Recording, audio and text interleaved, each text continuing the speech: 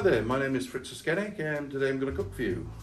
Now my situation is that I've been homeless for nearly a year now and stuck in temporary accommodation in Barry. Now the facilities we've got here is essentially there's a microwave and a toaster downstairs, which is, not good if you enjoy your cooking and all that sort of thing like.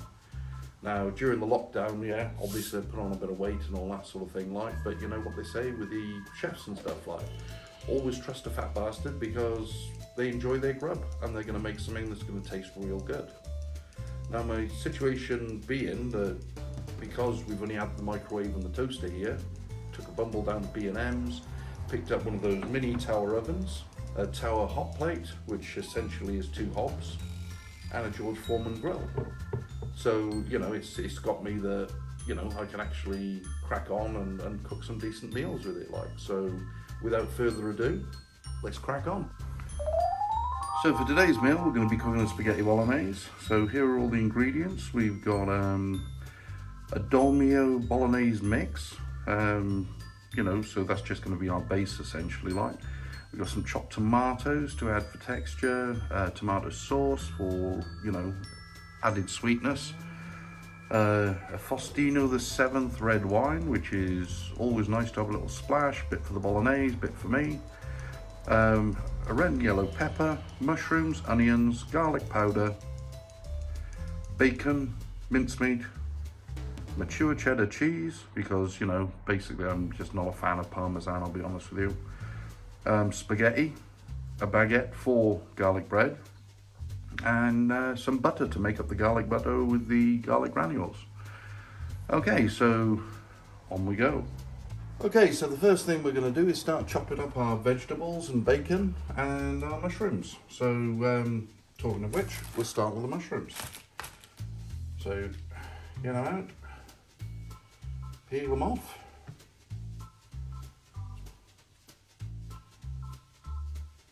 There we go. It's a bit of a time consuming process, but it's worth it in the end. There we go, so start chopping. Chop, chop, chop. Because it's going to be right proper tasty when it's done, trust me. It's one of my signature dishes that I've done for a few years now. And each time I've done it, we've added a little bit more. I think the thing I'm adding to this one is the peppers. I don't normally stick the peppers in, but I thought, well, why not? Let's give it a go. Let's experiment a little. Build up the flavour and just add a little bit more. I mean, I did have a chat with my friend Nigel, that's Mr. Streeter, who does the FritzStreets films with me. And apparently he sticks carrots in with his, which I'm sure is tasty. So that's the mushrooms done. Next up, we're going to chop an onion. Not that I think I need to show you how to chop up an onion, but here we go. 1, 2, 3, 4, chop, chop, chop. Okay, next we're going to chop up the peppers. Again, I don't really need to tell you much about chopping up peppers, other than to say, cut out the core, get rid of the seeds, and it'll all be tickety-boo. Actually, I'm going to chuck the peppers in with the mushrooms, and we'll move on with the bacon. Going to cut the rind off because there's no real point in having it on there. It just, it's just excess fat, really, isn't it? And I know a lot of people are going to say, you're wasting loads there, Fritz, but it's a full pack of bacon. And the thing is, it does add an extra texture and flavour, like a salty undercurrent flavour for the bolognese, which makes it a bit different because not everybody sticks a bit of bacon in their bolognese. So enjoy. Okay, so that's our onions, mushrooms, peppers and bacon all chopped up and ready to go. Okay, and now on with the cooking bit. So we start off, turn on the jet.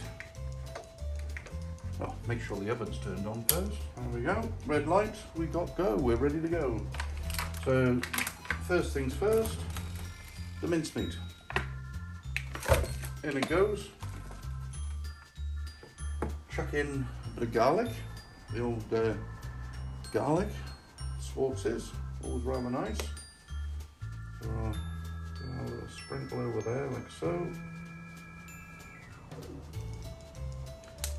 Because you've got to love your garlic in with your thing. Next thing is we chuck in the bacon, like so.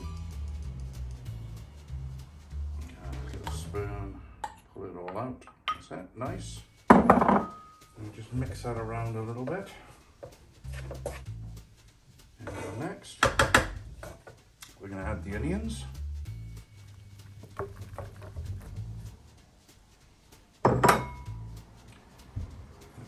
Around, break them up a little bit. I mean, obviously they're going to break up anyway when we actually start warming up and the meat's cooking and stuff. Because I haven't actually put any olive oil or anything in with it, you know, sometimes it's good too, sort of thing. But because of the amount of fat that comes off the meat, and I know it's the lightweight one, the 5% less fat one, but you will still get the fat coming off the meat, sort of thing. So that will in turn will cook the onions, peppers and mushrooms, so we'll chuck all them in as well. That's it. See, I can already start to hear the sizzle underneath. That's a good sign, the jets are warming up nicely. And I think the secret of it is to keep it on the move. You know, it's you leave it stationary too long, it's going to burn into the bottom of the pan or anything like that. So you really got to keep it moving. Let the heat find every sort of every ingredient in there, really, I suppose. The thing is with a lot of this as well is all the components will shrink up a bit, so you know it looks like loads at the moment, but by the time it's browned off and cooked up a little bit, sort of thing, you know, all the meat compresses because the fat's coming out, all the veg, mushrooms, you know, the onions and the peppers and stuff, that all shrinks down as well because it becomes juicier, the juices mix in with the meat. There we go, it's starting to brown up nicely now. And the thing is, I know you can still see pinky bits in there and stuff like, but you got to remember with bacon, bacon doesn't necessarily brown up. Well, it does, but you know what it's like with bacon, it's if it's pink, pinky brown, it's cooked, if it's black, it's buggered. So you know, you got to allow for the bacon to remain pink in there, sort of thing. But yeah, no, it's looking really nice, fair play. It smells really good as well, like the garlic's really coming through with the meat smell and everything. Okay, so that's browned up lovely now. That's pretty much ready to go. So the next thing's next is we grab our sauce.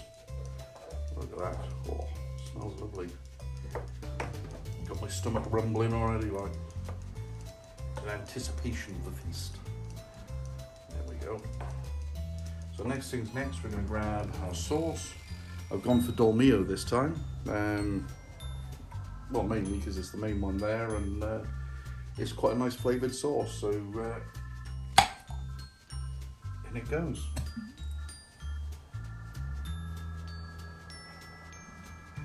So shake it all out.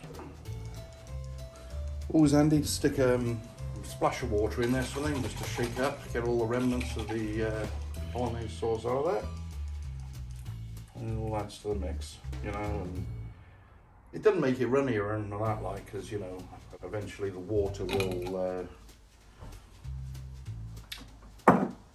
evaporate when it starts boiling. So let's just mix that sauce in there. Oh yeah, it's looking the business now.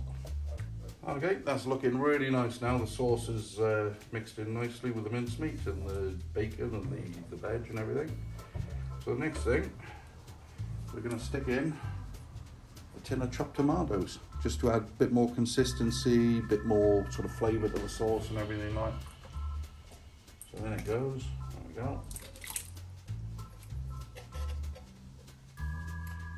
Just stir that in nice.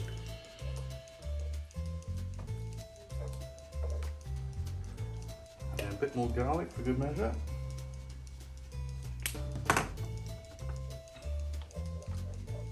Stir it up, let it get simmering and stuff. And of course sometimes it can get a little bit bitter and that, like, so one of the things I tend to do, a mate of mine, he normally sticks sugar and stuff in, like, which you know works, but you know, I mean, I say because I'm diabetic, but I'd rather use a bit of tomato sauce because it's yeah, obviously it's tomato, because the puree can be a bit bitter like that, where at least with the tomato sauce is a bit sweeter. And I know a lot of people say, oh, Fritz, don't go fucking sticking tomato sauce in there. Like. But, you know, it is a key ingredient when, you know, give it that extra little sweet on the meat. Like. So stick a bit of that in. Nice. And we'll stir it in. And the other ingredients. So red wine, Old Faustino the 7th, because it's one of my favourite wines. I mean, I love a good Rioja. But of all the Riojas, I always go with the Faustino the 7th. It goes down a treat like. You know, and with that, you can stick a bit in with the Bolognese itself, and then a bit for Papa Bear. Oh, lovely. Yeah, let's just stir that in. There we go, and that gives it a bit more sauce then for it to be going running around in. So I'll leave that simmer for a little bit, let everything go sort of tickety-boo. In the meantime, I'll start making up the garlic bread for the main meal. Okay, so while the bolognese is simmering away there, now we're going to go on to making a bit of garlic butter to go in the garlic bread.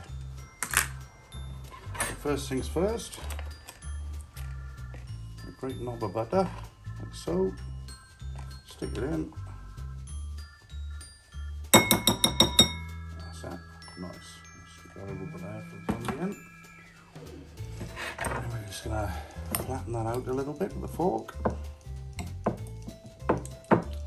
You might need a bit more garlic butter than this. Depends how much garlic bread you're gonna actually be using when you do it. Like. So next thing's next. Generous amounts of garlic powder, or garlic granules as it is, and then we just stir it all up together. Nice. Yeah, a bit more I think. Make sure we got some nice flavouring going on there. Solid. Yeah, might need a bit more garlic again.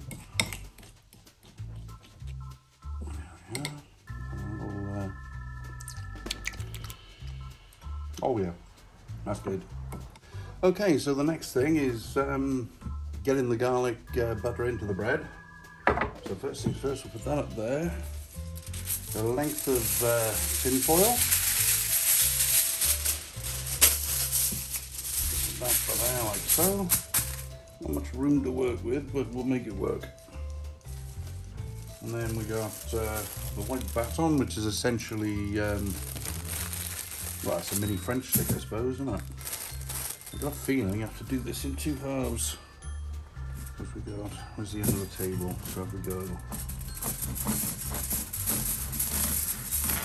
That's it. It's so far through. And I think what I'm going to do now is break it in half. So we've got 2 halves of it. And then we'll just start getting the butter in liberally between each slice of it. And wrap it in tin foil.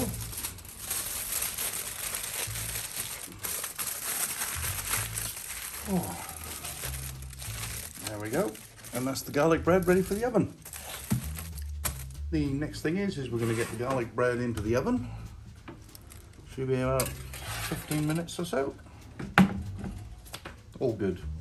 Okay, so we're going to start the spaghetti now. First of all, saucepan. Put that down. Add boiling water. And the jet is on, ready to go. So as soon as that starts bubbling up proper now, we'll add the spaghetti to the mix. So we got our spaghetti, and into the saucepan it goes.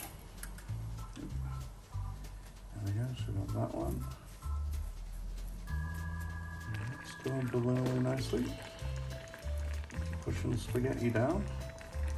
Fingers crossed that'll leave it in full spaghetti mode as opposed to breaking up. There we go, we're nearly all in. Okay, so now that the spaghetti and the garlic bread are in, we'll take a little bit of time just to grate a bit of cheese, because as I said before, I'm not a big fan of Parmesan, but I do like a bit of mature cheddar on my bolognese. So I'm going to do a bit of that, get that into the bowl.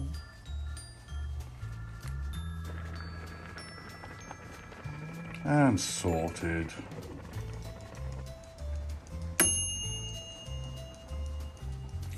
Cool. That bing essentially means that the garlic bread is done. There we are.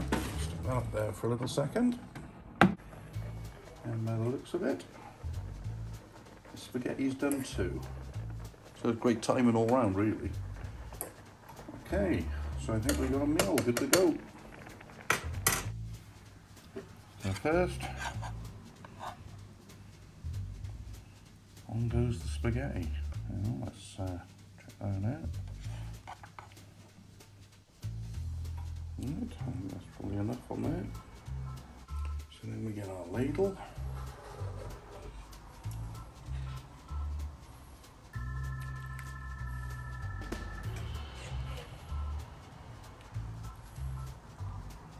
Nice. Just a little bit more for good luck. And our cheese on the top.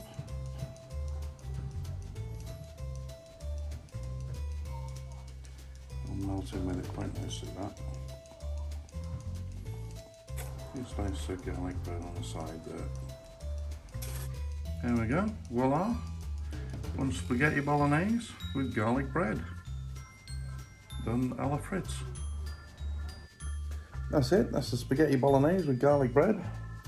So I'm going to tuck in now before it gets cold. Thank you for watching, and hopefully I'll see you next time. Okay? Have a good night. Bye bye.